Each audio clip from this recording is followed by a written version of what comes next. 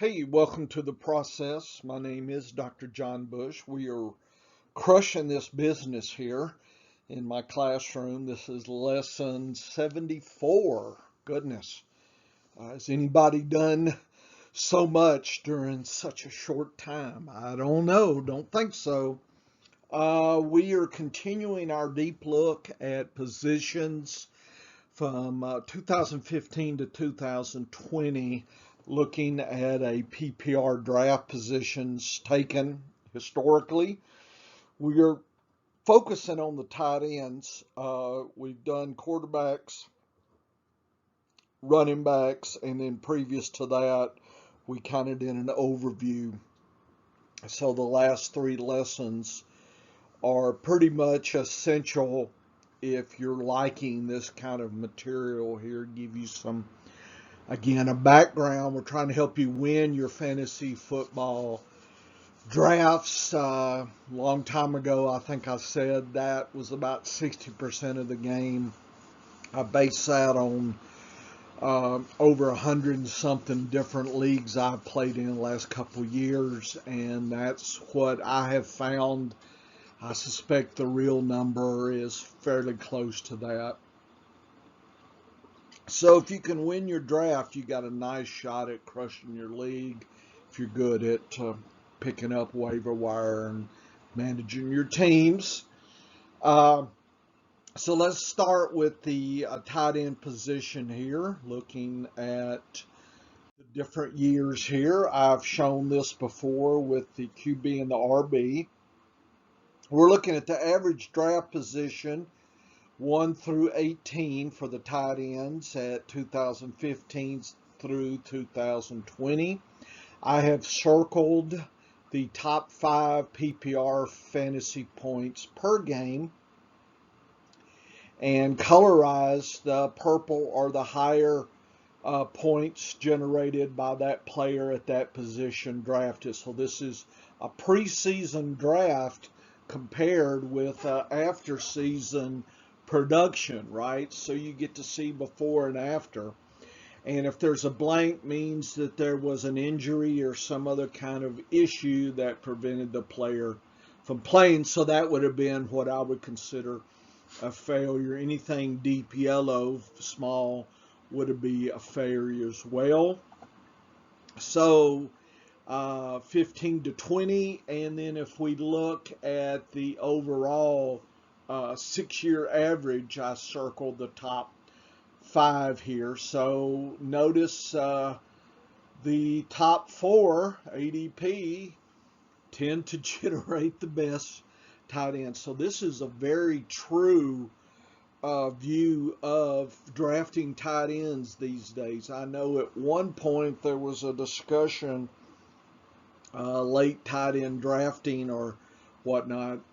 This doesn't count streaming, right? We're just looking individually. We're not looking at somebody who can put 2 or 3 tight ends together and stream and is good at that. So I don't see that world. I'm just saying, hey, I take one tight end and what happened. It's pretty clear that if you want one of the top tight ends, you need to take them in the top, at least top 6.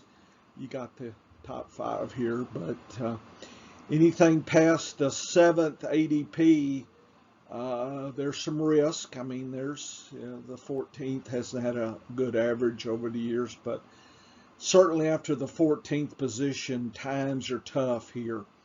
So you certainly don't want to wait too long, but I think after about probably, in my opinion, the 6th or 7th pick, it's a roll of the dice. So don't be surprised if your tight end gets blown up at all in those ADP positions here. So I've been in my best balls tending to go fairly early tight end, and then picking up 2 or 3 others in best ball leagues.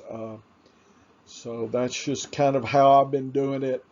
But when I'm passing on Kelsey, Waller, Kittle, these kind of Andrews and Hawkinson, these kind of things. If you pass on those, it gets really dicey as to who you need to pick up there. You start running out of options pretty good, and really, if you're super conservative, it's the top two. I mean, look at the position. So this is a weekly advantage here of 2 to 4 to 5 points on average every week you're gaining by grabbing the top two tight ends. And like I said, fortunately, the ADPs, the top two, have provided nice returns here. So in some ways, the tight end may be the most safest pick if you're going to pick early. And, I just thought you should see that. Starts getting a little tricky. At ADP 3 here, we had 2 failures here. So 3 successes, 1 and then 2 failures. We have had 2 failures in the top 18 and 15. I believe it was injury or I think it might have been injury. Anyway, so, you can't predict that. 2020, you did really well if you picked one of the top 5, except for the third one. You got a bad surprise with Kittle there. What can you do? So you can see the yellow here, and that's the failures. So you could count the failure rates here and versus the successes there. So yes, there are some successes late, so there has been some history with that. Looking at 2015, you could have grabbed 3 of the top 5 at ADP 9, but in 2016, only 1 out of 5 would have helped you. 2017, 1 out of 5. 2018, you could have grabbed 3, but they were like 13th. So that was kind of the year for late tight end. And 2019, you could grab 2 of the top 5, 10th and the 14th. And last year, you could have grabbed 2 of the, actually the top 5. There was actually top 6, where they tied 15th and 17th. So there is some hope, and I've always kind of skewed it to a barbell approach. You kind of do things early, or you probably should wait a little bit and hope to catch lightning in a jar kind of thing. That may be the way you should, but there's a lot of risk. I guess actually a lot of uncertainty, not risk, because we don't know all the parameters. So it's definitely uncertainty here at that point. So those that got lucky, you can grab a good one, or you can get stuck with a dud. And the chances of getting stuck with a dud, are pretty high at a certain point, certainly after the top 4, So it's good to know that and know what you're getting into. And if you're good at spotting the late round tight ends, hey, continue on. That's why you keep your draft diary here, so that you kind of can feel your strengths and weaknesses here. And if you don't do a draft diary, now's the year to start, right? So you could figure out. I've had success streaming and late tight end, and I've had success early tight end. So I've I just kind of go with what the board gives me personally. So if I don't get one of the top earlies, then I usually wait later. That's just kind of what I do here. If I miss some of the big names, I probably are not in any hurry to grab any, and probably even think about streaming at some point.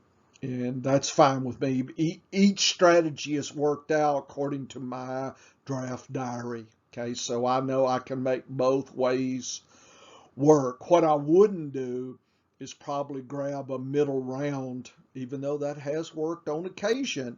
But if you look 6 through, say, what, 9, okay, there's a lot of failures in there, a lot of failures.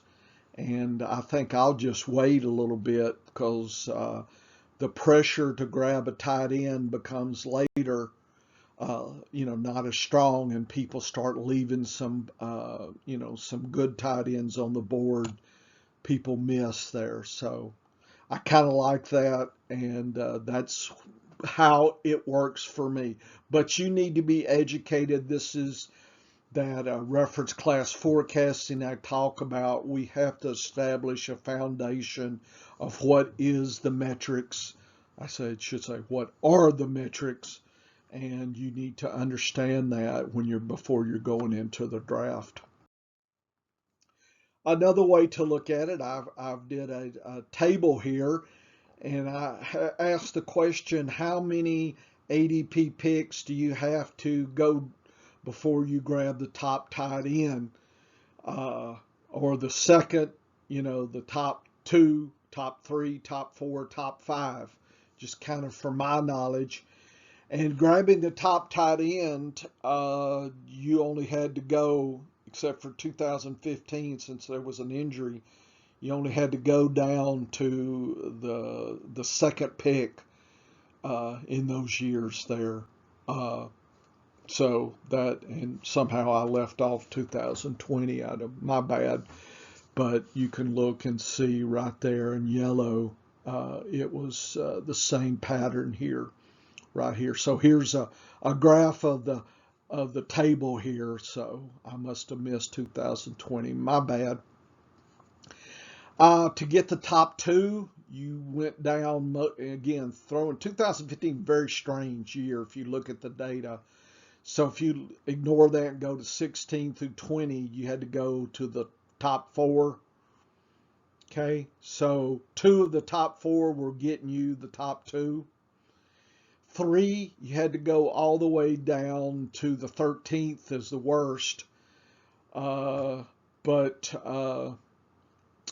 2020, you actually did probably the best, actually. So last year was a really good year for that, as well as look at that, the top 4. So we're not seeing that there. Certainly to grab the top 5, you have to go all the way down to at least the 11th, but as far as the 18th pick right here. Here it is, 2018. So there is a little hope of grabbing one of those late guys. The 4th or 5th tight ends do exist late. So if you're happy with the 4th or 5th tight end, then late tight end drafting should be okay. 3 is somewhere in the middle. So that's why, to me, people go early or people go late. And, 3 is kind of in the middle, but it's probably not much different 3rd versus 5th. So draft capital wise, you can, score pretty good here with waiting to the 5th, get down to the 11th, 13th, 14th positions here. So I think that's the barbell approach, and that's what the data, I think, forces us to look at and consider. So to me, that seems reasonable here. I would not, I think, like I said, I would skip 6th, 7th, 8th, 9th, unless for sure you're grabbing one of the top 3. Okay. So if your draft diary, if you don't have one, then I think I would wait and do a late or a streaming kind of thing, trying to grab these 2 or at least one of them there to get you through the season. Okay, so here's a little bit different view. ADP needed to grab 3 of the top 5. So you had to go 10, 7, 7, 13, 10, or 5. So if you just played last year and you're fairly new, you may got a false sense of what was going on. You might think, oh, I can just, wait and grab one in the top 5. and I'll be fine. However, in previous years, it's been up to the 13th. And so 3 of the 6 years has been 10th to 13th. You had to grab the top three. So it's not as good as 2020 would tell you. Probably not as bad as 2018. So 7th through 10th is probably what the data is telling us there.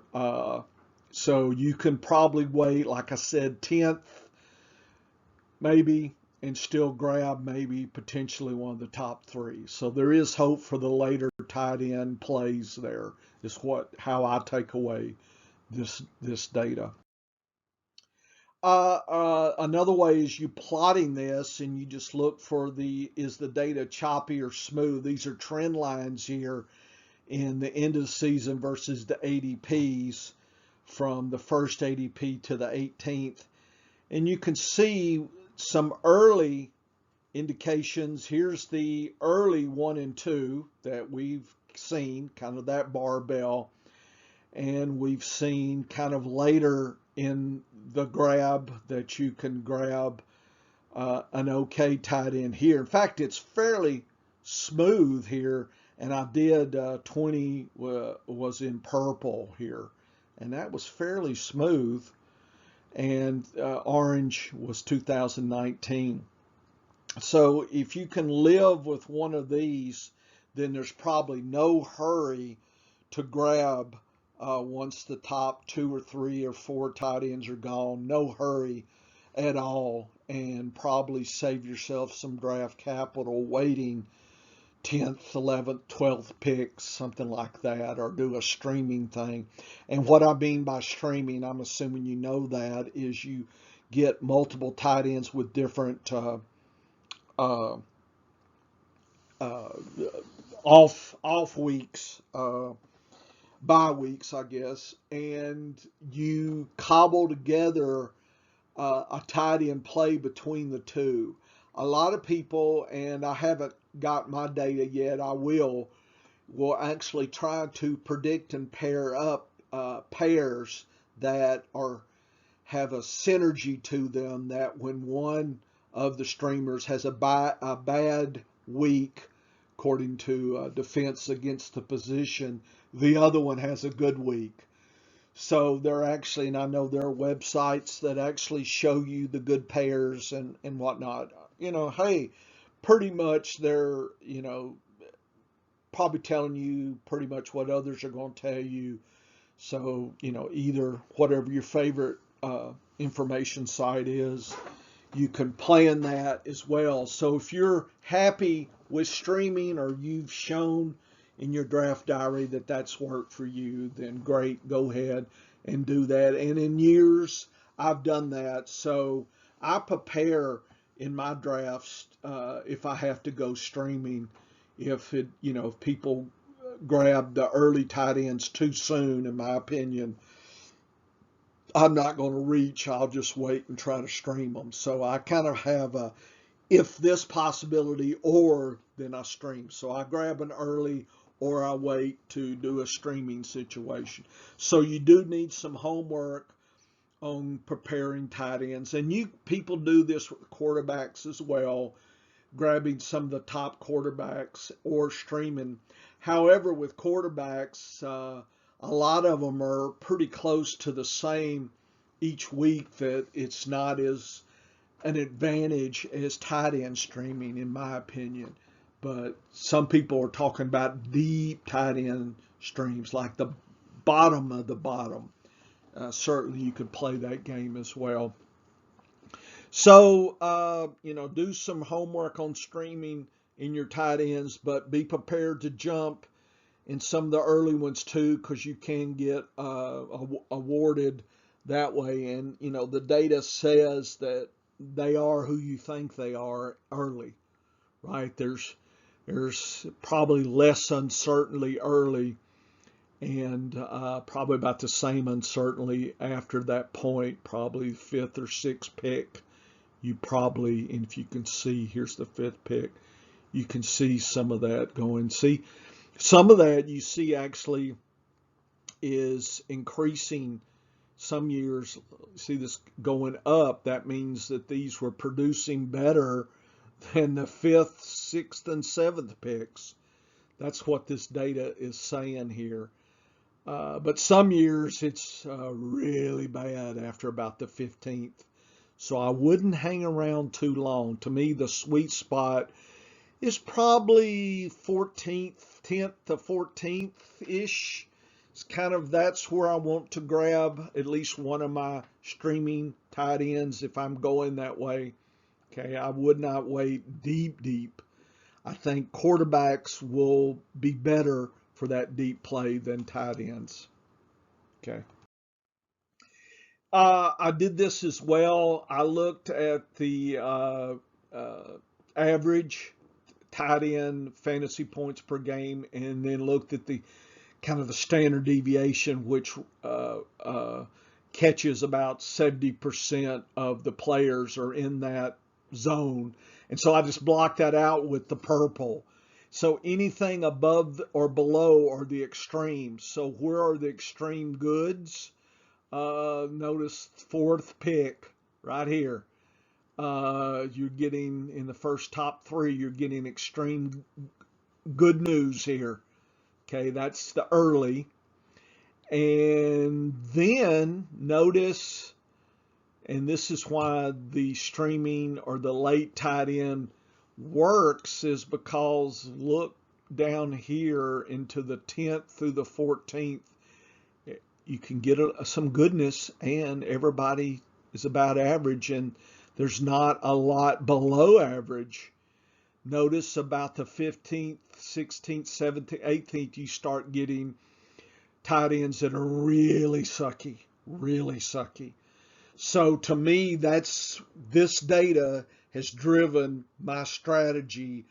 I'm either going early, like I've said, 1, 2, 3, 4, probably 1, 2, 3, or I'm waiting for the 10th to the 14th, just based on this data here. So the metrics are driving my drafting plans here. Imagine that. Not just weird opinions, or I saw something on TV, or somebody in the podcast told me something. To me, I like the data to inform me, to talk to me. You know, the data whisperer, that's the old professor here. Taking that data, whisper the good stuff to me. And that's what I take away from this. And I'm not the only one. Look, people have been streaming tight ends and doing the late round tight ends. I just don't know if they emphasize the barbell approach. Like, you know, depending on your personality, you know, it's not worth you getting off your game if you don't, you know, if you're like, oh, I'm just so worried about getting a tight end that it makes you have bad decisions. Take an early tight end and be done with it. And kind of like, okay, I got that in the bank. Okay, again, draft diaries help you, right? You just don't want to put yourself where you're straining and you're, you know, you're getting wacky there, because then runs and other kinds of things can happen in the draft, and you'll be doing the wrong plays there. So don't let it throw your game off. Better to be conservative, and hopefully with your waiver wire catch up if you do make some missteps here. That's what I always hope. If I'm not happy with my team, I'm hoping that waiver wire I can fight and claw to get my way back into the contention, right? All you got to do is make the playoffs, and then, you know, who knows at that point. Okay, so this is what this data showed. And if you look at the plot of it, bar graph, and you look above or below average, you can see where the aboves are early, and then you can see that the penalties start really racking up after about the 15th play. So this is the region I like to pick in my streaming, 9th, 10th, 11th, 12th, 13th, maybe somewhere in there. I'm trying to grab my streaming, at least one of my streaming tight ends there. But if you wait too late, you know, the metrics say you're probably got a higher shot of getting a dud. So don't sit too late on your draft strategy for tight ends.